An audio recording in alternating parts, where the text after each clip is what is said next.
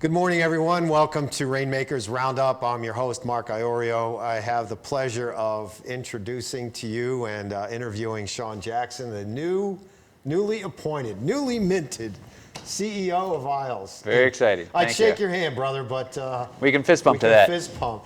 Congrats, man. That's great. Thank you. Thank you. I'm very excited. It's an incredible organization that's got a 40-year legacy of making an impact on communities across the region and across the state. Yeah. And very excited. So you're just recently appointed CEO. You were beforehand. You were running this this building that someone I know is in, right? Well, that's how we had the chance to meet. Full disclosure, Mark is a tenant with his business, but also a great nonprofit that he's intimately involved with, the Trenton Digital Initiative, which helps connect needy families with hardware and the software technology and internet connection to get online. So great work, and it's been a great partner in our building. I've been on the board at Isles for 5+ years, and just to give your audience a sense, Isles is a nonprofit that's been based in Trenton for 40+ years, as I said, and we focus on really, the critical goal that we're looking at is how do we create, self-reliant families that live in healthy and sustainable communities. Yeah. That's what we're about. Yep. And that's the work that we focus on. And one of the ways we do that is trying to redevelop communities. And that's what led us to this project called Mill 1, which is a 100-plus-year-old building in Hamilton, New Jersey, that has been vacant and kind of being left to rot for 30 years, and we're helping to revitalize it. It was in disrepair, and Isles came in along with a partner, right, and bought the building. And our partner Danny Popkin, who specializes in rehabbing these old buildings and has done it in a number of places, old warehouses. In this case, this was a textile mill built in the 1890s. Beautiful building. And it is a remarkable building. Beautiful, huge timbers. It's gorgeous. One of the things that, Isles works very hard at trying to look at the health components of where you are and where you're working. What's the best environment for you to be in? And one of the things that we found before we started work on the project was the critical nature of exposure to natural elements. So that's obviously sunlight as much as you can, so we're trying to maximize the big windows in the building, but also natural wood. Yeah. And so we wanted to get back to the bare wood as much as we can in the building. So the hardwood floors, the big beams, it's a unique place. Yeah, it really is. It's beautiful. We're going to talk about that in more detail in a few minutes. But great. Sean, I really want to know a little bit more about you and your background. And you've got your law degree. You came to Isles 5 or 6 years ago. You sat on the board. But you've been, you've had a career before this, and what I want to know is what attracted you to an organization like Isles. It's Marty Johnson started it. I don't know if you all remember Marty. Marty was on the show not too long ago. He retired, and Sean took over, and I can't wait. I think you've got a great opportunity here to grow the organization. We do, and I don't know that Marty will ever retire. Marty's one of those great dynamic leaders that has incredible vision and incredible energy. Yeah, he does. And he is going to continue to be a part of our organization. He's our founder. Right. He's who helped start all this and get us on our way. And he's got such a great, not only depth of experience, but willingness to look at what's new and what can come from dynamic change. Yeah. And that's part of what really attracted me to Isles, because Marty has inculcated that spirit into the organization. Yeah. And I think that's what's unique about it. We absolutely provide key services in the communities that we serve. We're training and educating high school dropouts. Yep. So education, key component. Yep. We're working on helping to promote healthy living, where we're assuring that folks' homes aren't poisoning them. We are one of the leaders in the state on lead remediation and getting lead out of the drinking water and out of your home. So much of our homes have old paint that leaves a dangerous residue. We then work on helping families build wealth. How do they improve their own long-term horizon by able to build assets? and be able to have savings for when there's a crisis that comes, or for college and the like. Yep. And then lastly, we work, as with this project that you're a part of at Mill One, Revitalizing Communities. And that's not just showing up and saying, we've got the answers. That means engaging with the community. Mm-hmm. What do neighbors want to see happen around them?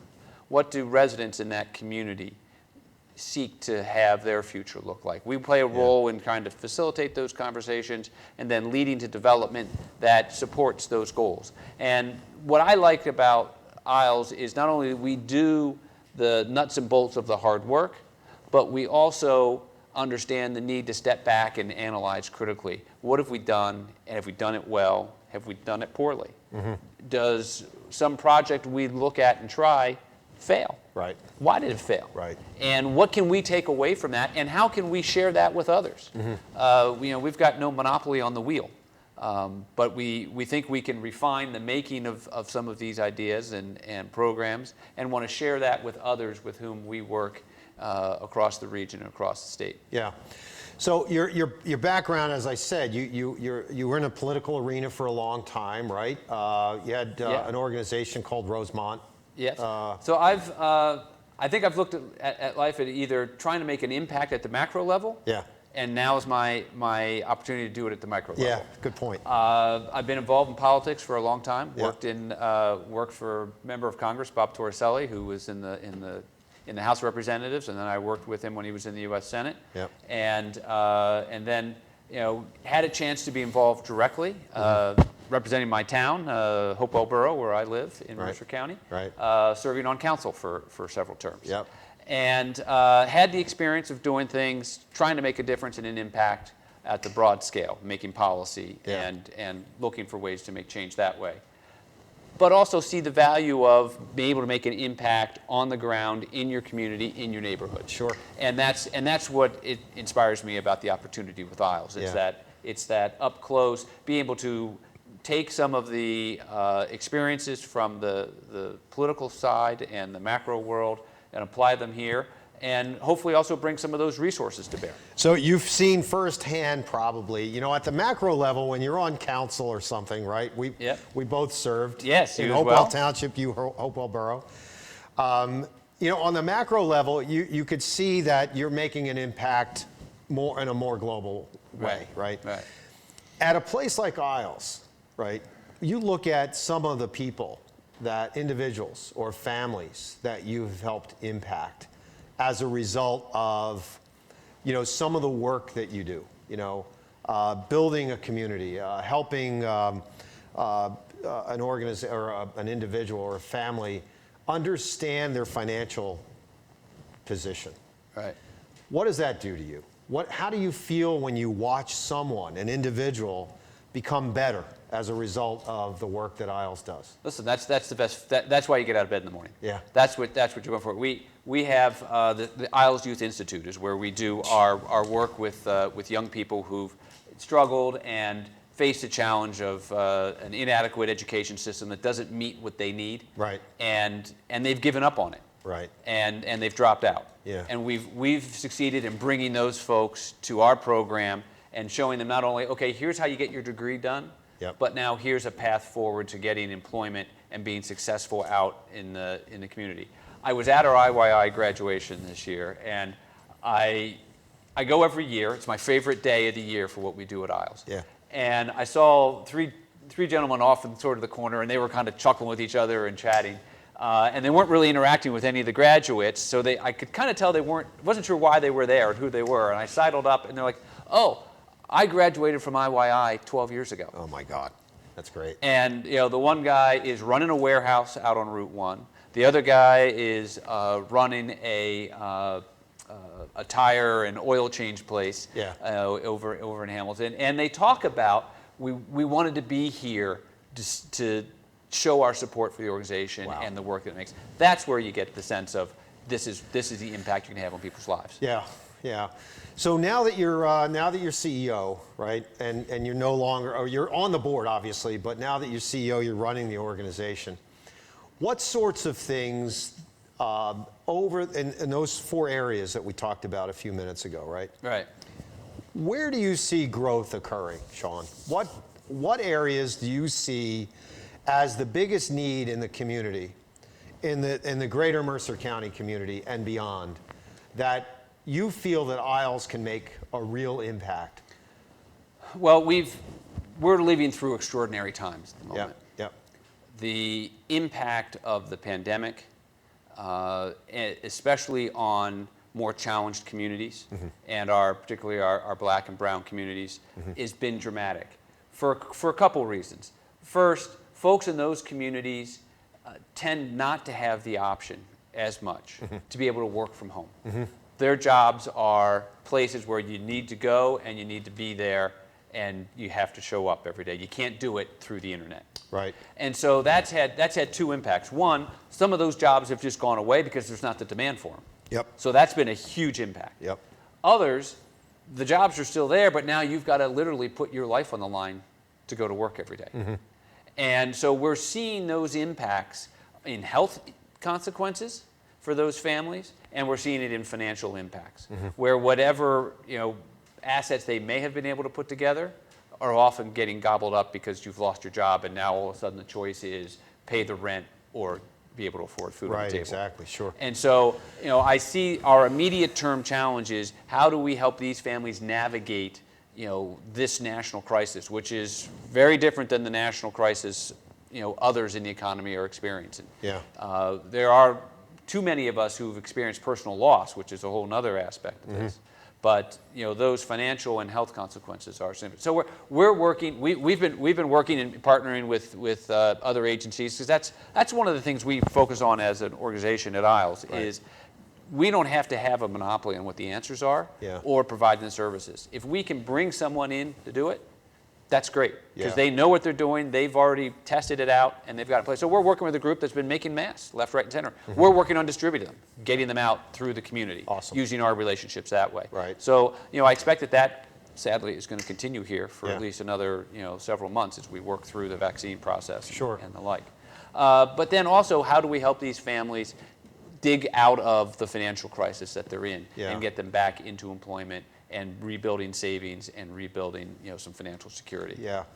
There are lots of, we talked about this before, there are lots of nonprofits, organizations in Mercer County and the surrounding area that are there to help people who are in need, right?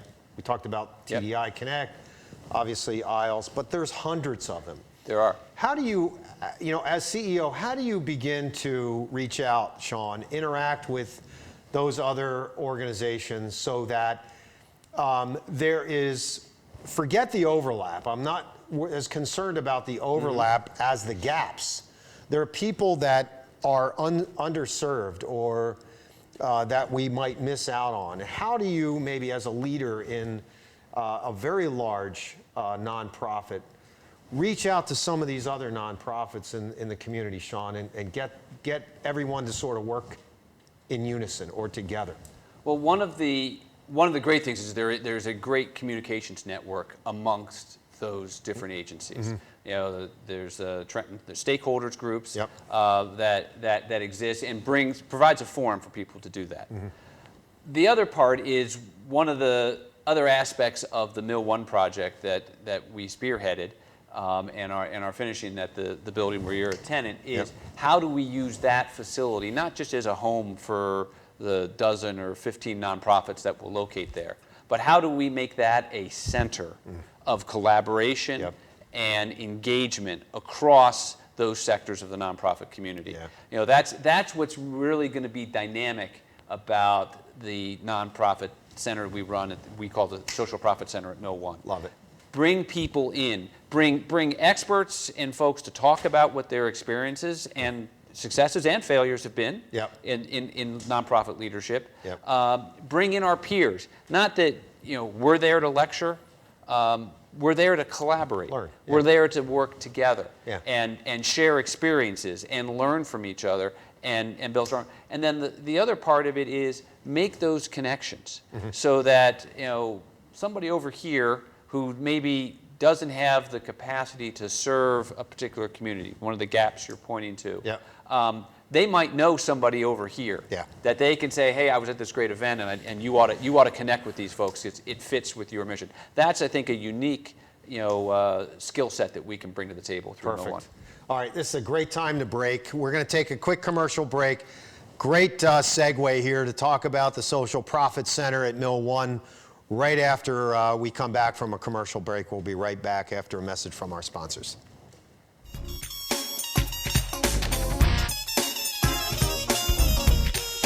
Hey everybody, my name is Ashley Owens. I am your personal networking concierge, and I host a show on RVN TV called Connect to Success, where I interview power networkers in the greater Philadelphia and South Jersey area. So join me every week, 12:30 on Thursdays during your lunch break, and now on Fridays at 9 and 9:30 p.m.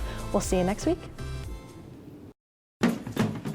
This plus this equals this plus this and this. Don't drink and drive.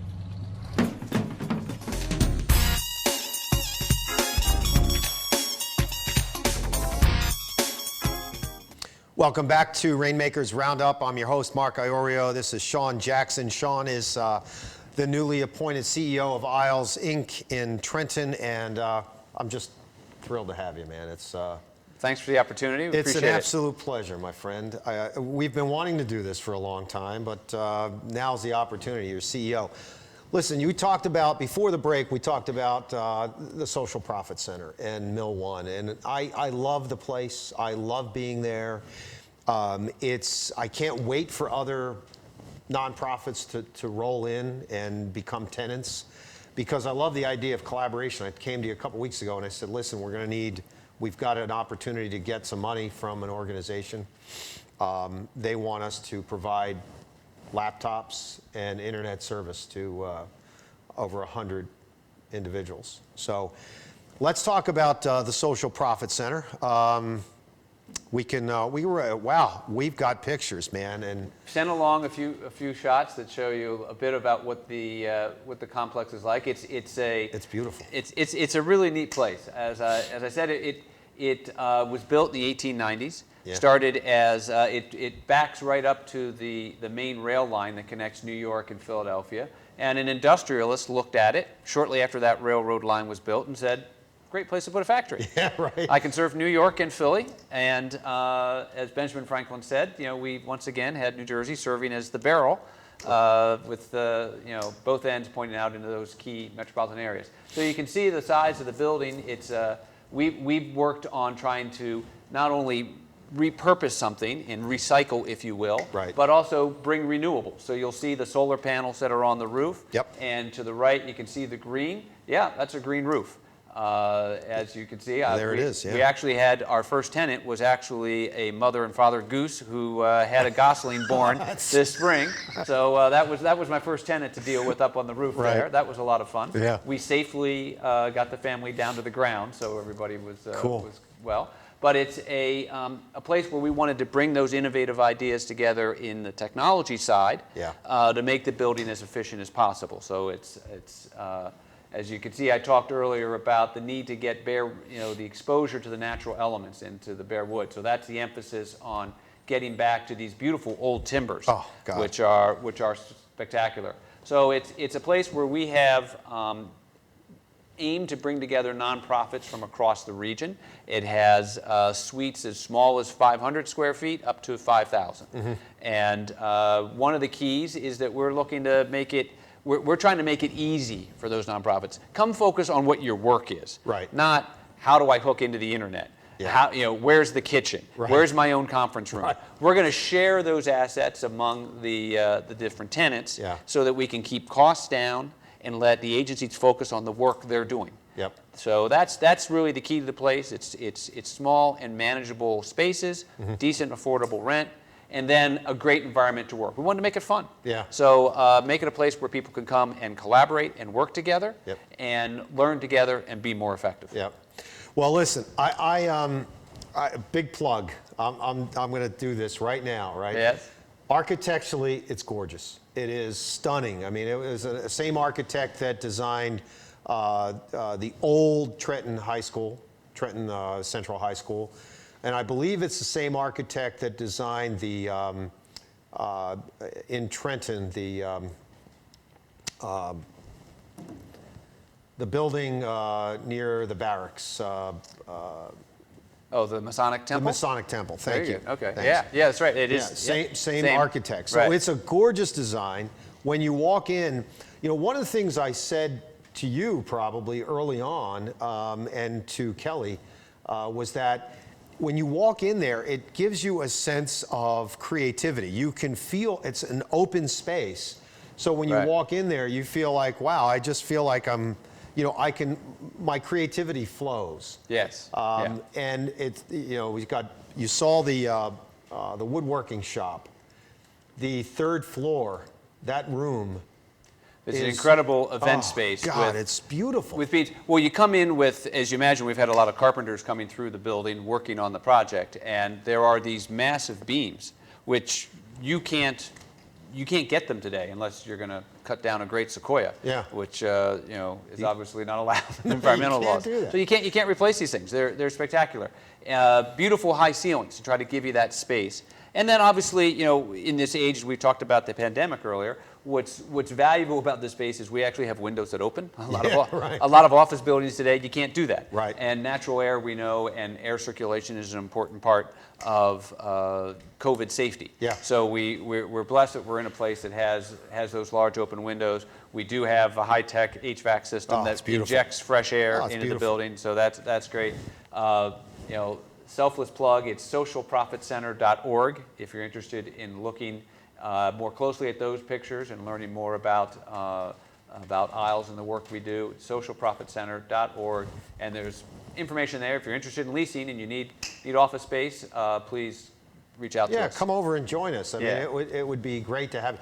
Now, what if it's a for-profit organization, Sean? Are you still open to that? It is the Social Profit Center. Okay. So we're amenable to having folks who have a heart for social action and community collaboration, even as for-profit entities, to come and engage with us at the Social Profit Center. Perfect. We understand that there is a needed marriage there of the nonprofit and the for-profit to deal with the problems we face as a society and also to succeed in business. Yeah. So let's talk about it for a second. We have there's 3 floors, right? Yep.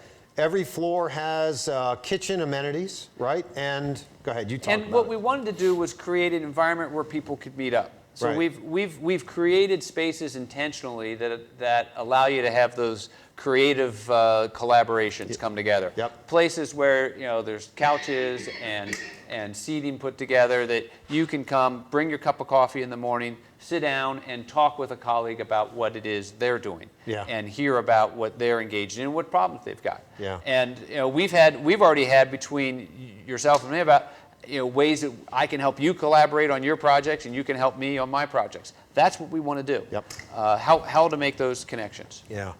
So so we've got 3 floors. Every floor has kitchen amenities. Kitchen, bathrooms, all on their own floors, common space, Yep. And then the individual suites. Security system that you can buzz in, and it's incredible what they do with these now. Oh, yeah. We have this virtual key. So when you invite people to come to a meeting, you can send them what's called a virtual key, and the buzzer system we have, you swipe your phone up across the buzzer system, and it lets you in. Yep. If you're there within a certain time. So, marriage of neat technology with the beauty of the old building and the structure. And the grounds are beautiful. The landscaping is beautiful. It's gated, so. Got security. We have security. Free at evenings, evening time. Yeah. But it's a neat location. It's a community and a neighborhood we'll be working on as well, and engaging with local residents in helping them build their community, as we have done in other areas where Isles has worked. Now, you've managed this project now for the last couple of years. Right. It's been fun. It's been fun, right? Yeah. So, mistakes that you haven't made any mistakes, right, at all. We all know, listen, that's the first thing, is how do you learn out of doing these things? Yeah, that's got to be the first place you start, and what would you do differently, and how would you manage differently?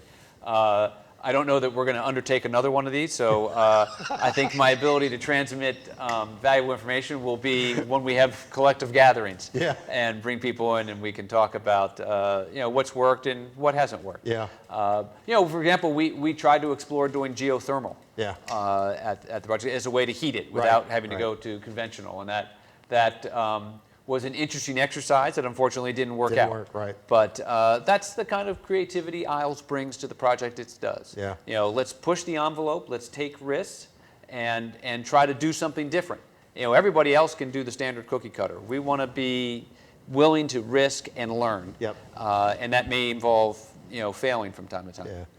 Listen, it's been a blast. I really have Appreciate enjoyed this. You're welcome. Why don't you tell everyone how to get in touch with Sean Jackson and Isles and Social Profit Center? So socialprofitcenter.org is our website for the building, and there's a way to contact us through the leasing information there that's available on the site.